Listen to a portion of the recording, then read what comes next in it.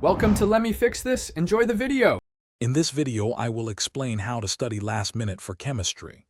First, immediately gather all your study materials, including notes, textbooks, and any practice problems.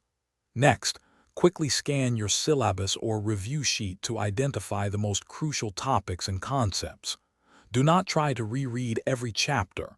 Instead, focus on understanding the main ideas. This initial organization will save you valuable time and help you prioritize your efforts effectively. Now, let's prioritize. Spend about 1/3 of your available study time identifying the most important topics. Look for recurring themes, key definitions, and essential formulas.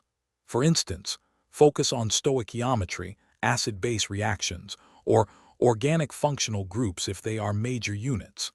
Understanding these foundational elements will give you the biggest return on your limited study investment.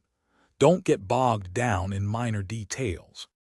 Next, engage in active recall and practice. Dedicate approximately 1/2 of your study period to solving problems and quizzing yourself. Use flashcards for definitions and formulas, and work through a few key practice problems from each major topic.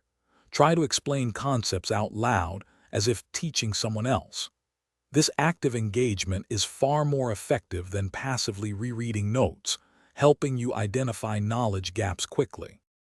Finally, conduct a quick review and prioritize rest. In the last 1/6 of your study time, briefly skim your notes for any areas you still feel uncertain about. Avoid trying to learn entirely new material right before the exam.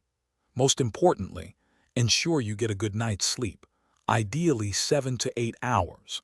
A well-rested mind performs significantly better than an exhausted one, allowing for clearer thinking and better recall. Thanks for watching. If you found this helpful, don't forget to like and subscribe.